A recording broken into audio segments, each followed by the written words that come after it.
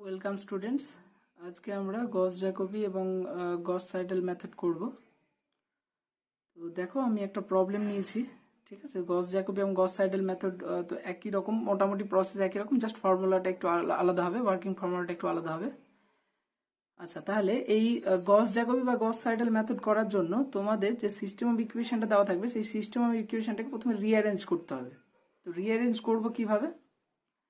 দেখো, ফার্স্ট যেটা করতে হবে, আমাকে ডায়াগোনাল ডোমিনেন্ট বানাতে হবে। এই যে সিস্টেম অফ ইকুয়েশন আছে, সেই সিস্টেম অফ ইকুয়েশনটাকে ডায়াগোনাল ডোমিনেন্ট বানাতে হবে। ডায়াগোনাল ডোমিনেন্ট হবে কখন?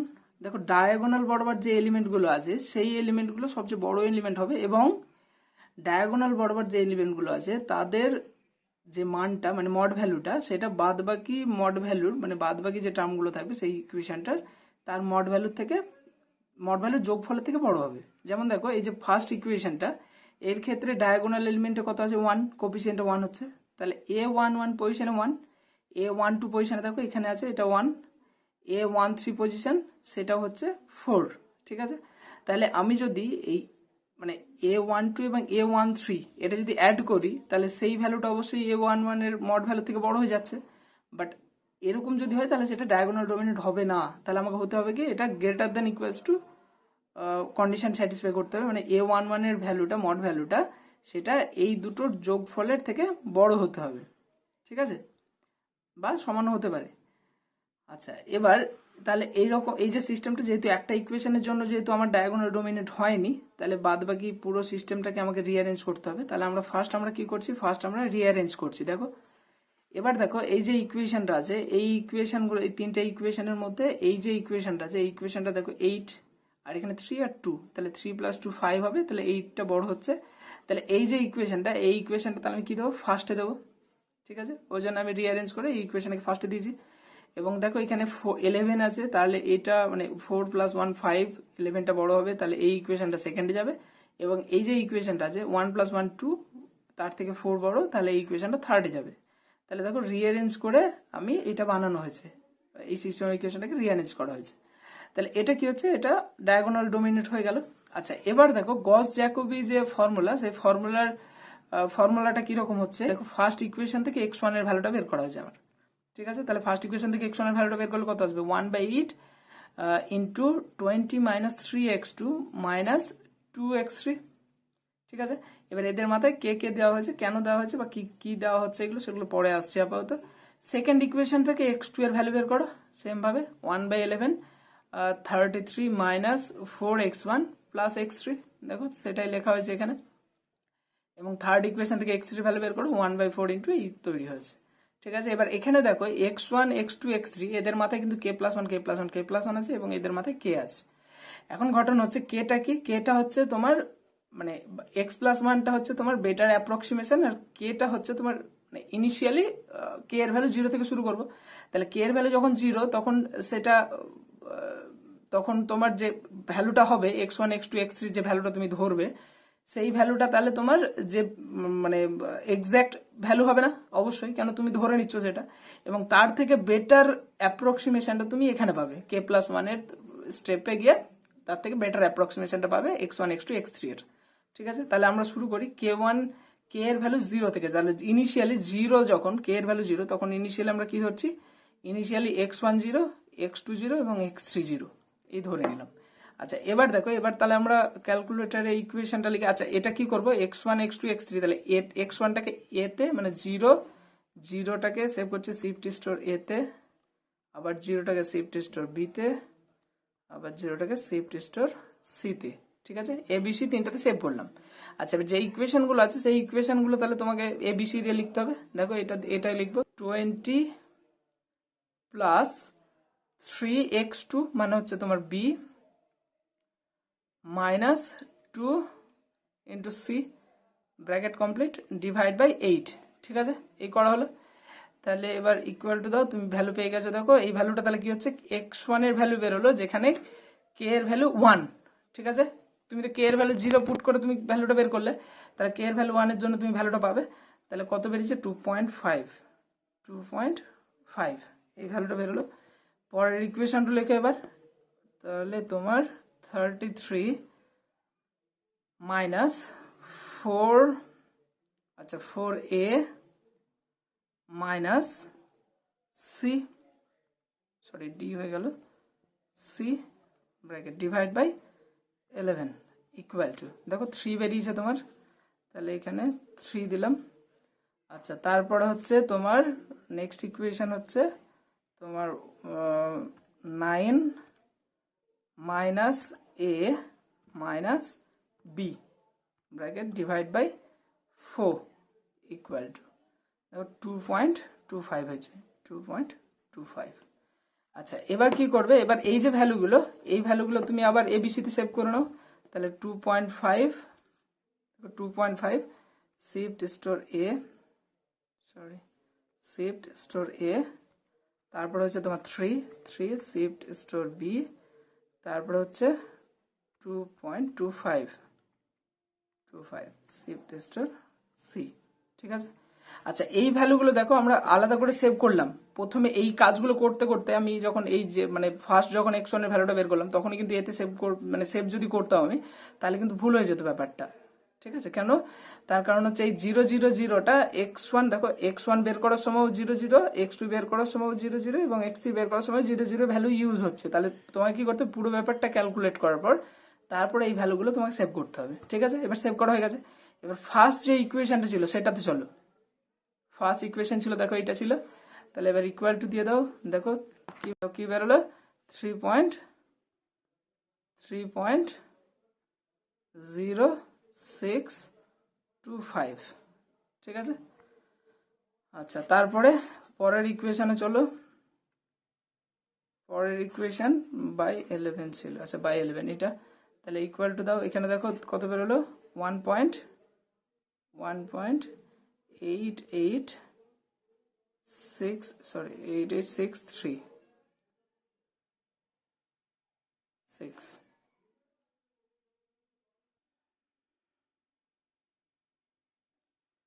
আচ্ছা দেখো এখানে আমাদের এই ইকুয়েশনটা লিখতে একটু ভুল হয়েছিল, এটা তোমাদের প্লাস হবে, দেখো এখানে প্লাস আছে বাট আমরা এখানে মাইনাস লিখে ফেলেছি, তাহলে এটা করব কি, এটাকে প্লাস করে নাও, ঠিক আছে, ইকুয়াল টু। আচ্ছা ফার্স্ট যখন জিরোর জন্য ভ্যালুটা বের করেছিলাম তখন তো প্রবলেম হবে না, কারণ সব জিরোর জন্য কেটে যাবে। তাহলে এখানে এই ভ্যালুটা আমার ভুল হচ্ছে 2.29545, ঠিক আছে, এই লিখলাম।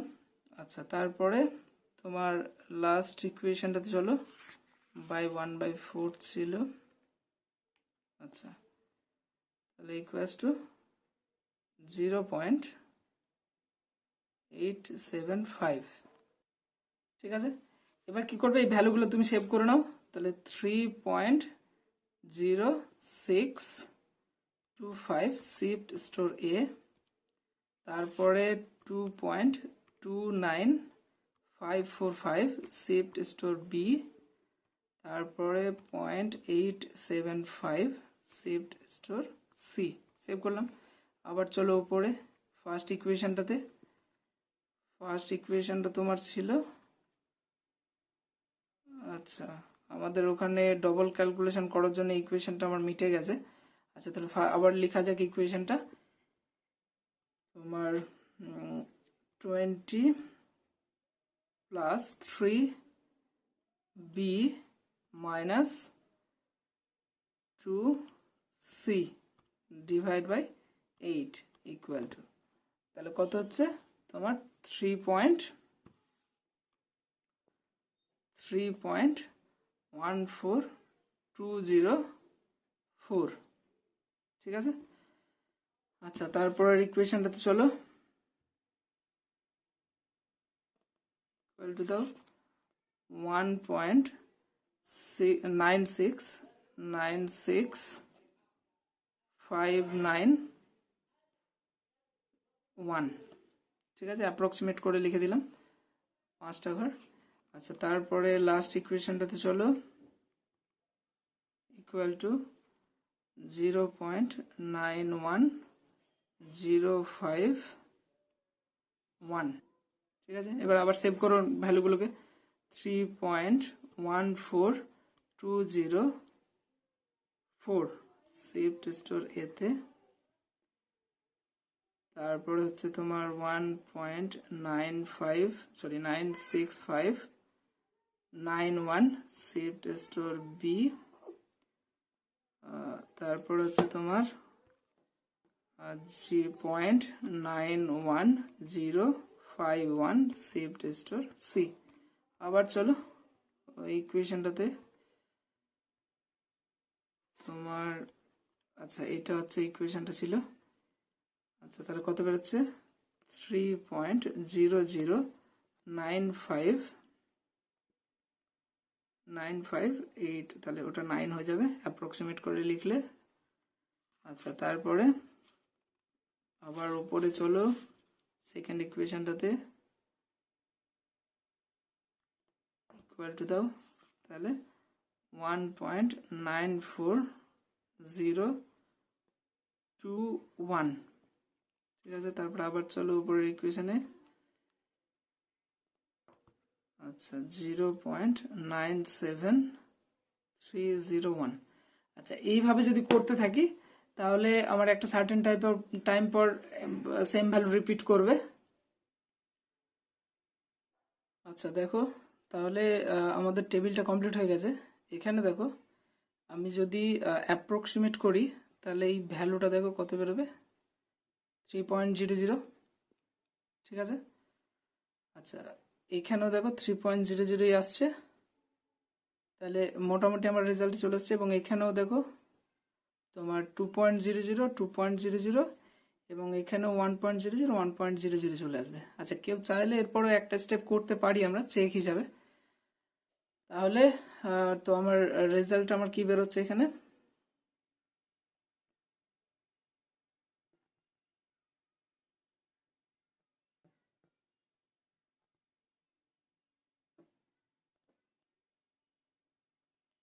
required values of x1 equals to 3.00, x2 equals to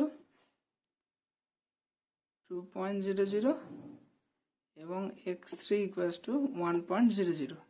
আচ্ছা দেখো আমরা আমাদের 3 সিগনিফিক্যান্ট ফিগার পর্যন্ত লিখতে বলেছিল, তাহলে ওই জন্য আমরা কি করলাম 3.00 2.00 1.00 এই লিখলাম, ঠিক আছে।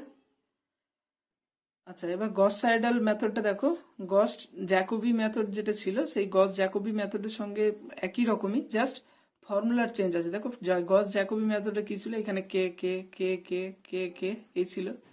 এখানে কি করছে, এখানে যখনই একটা বেটার অ্যাপ্রক্সিমেশন পেয়ে যাচ্ছে সেই জিনিসটা আমি পরের স্টেপে গিয়ে ইউজ করে দিচ্ছি। যেমন দেখো যখন আমি এই ক্যালকুলেশনটা করলাম x1 এর ভ্যালুটা বেরোলো, বেটার অ্যাপ্রক্সিমেশন বেরোলো আমার, তাহলে সেই বেটার অ্যাপ্রক্সিমেশনটা x2 যখন বের করতে যাচ্ছি তখন সেই বেটার অ্যাপ্রক্সিমেশনের ভ্যালুটা মানে x1 এর বেটার অ্যাপ্রক্সিমেশনের ভ্যালুটা সেইখানে ইউজ করে দিচ্ছি। সেম ভাবে x3 বের করছে তখন দেখো x1 এবং x2 এর বেটার অ্যাপ্রক্সিমেশন বেরিয়ে গেছে, তাহলে x1 x2 এর বেটার অ্যাপ্রক্সিমেশনটা আমি ওখানে ইউজ করতে পারবো। তাহলে এই যে প্রসেসটা এটা কি বলবো হচ্ছে গস সাইডাল মেথড। আর ফার্স্ট যে কাজটা যে ডায়াগোনাল ডোমিনেন্ট বানানো বা যে প্রসেসগুলো ছিল সব সেমই হবে, ঠিক আছে। রিঅ্যারেঞ্জ ওই সেম ভাবেই করতে হবে, সব পুরো ব্যাপারটা সেম, জাস্ট এই ফর্মুলাটা জাস্ট আলাদা। এখানেও দেখো তাহলে আমরা কি করব, ইনিশিয়ালি 0 থেকে শুরু করব, যখন কে এর ভ্যালু 0 তখন এই ভ্যালুগুলো সব 0, ঠিক আছে। তাহলে তোমরা আবার সেই 0টাকে শিফট স্টোর এ, 0টাকে শিফট স্টোর বি, 0টাকে শিফট স্টোর সি এই সেভ করে নিলাম, ঠিক আছে। আচ্ছা ইকুয়েশনটা তাহলে আবার লিখতে হচ্ছে 20 plus 20 plus 3b minus 2c divide by 8 equal to দাও 2.5 বেরোচ্ছে 2.5।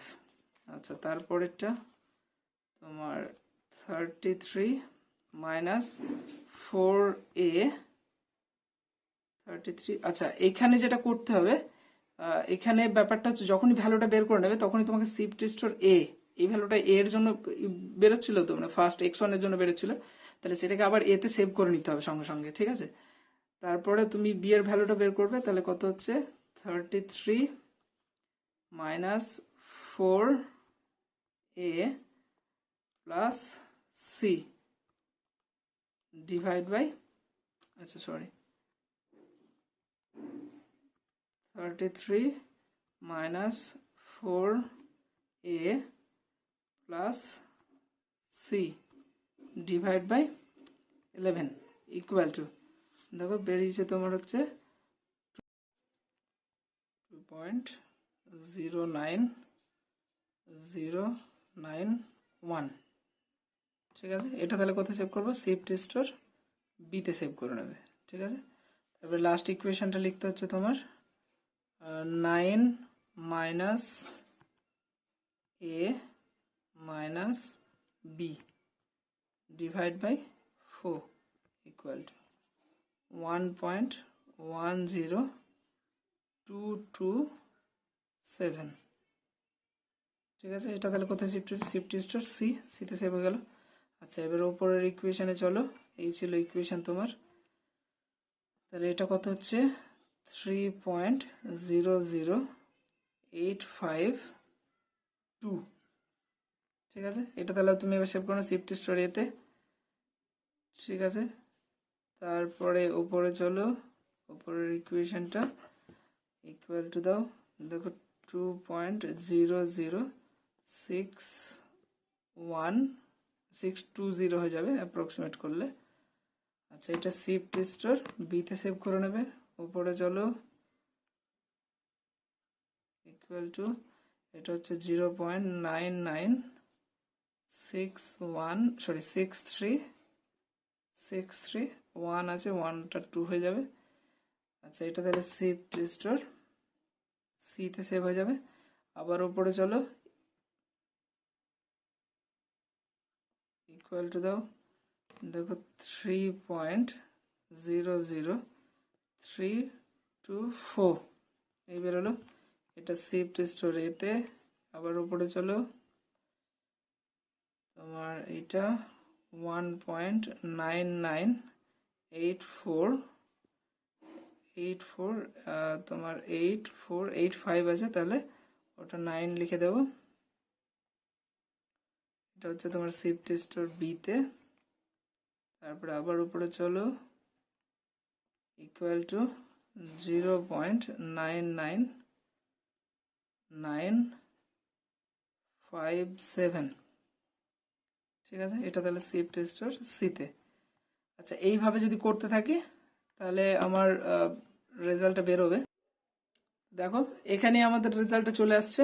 এখানে 3.00 আবার এখানেও 3.00 হিসাবে অ্যাপ্রক্সিমেট করলে 3 ডেসিমাল প্লেস পর্যন্ত, মানে তোমার 3 সিগনিফিক্যান্ট ফিগার অবধি আগে। এখানেও 2.00 2.00 2.00, এখানেও 1.00 1.00 এবং 1.00 চলে আসছে। তাহলে রেজাল্টে চলে আসছে আমার। তাহলে অতএব the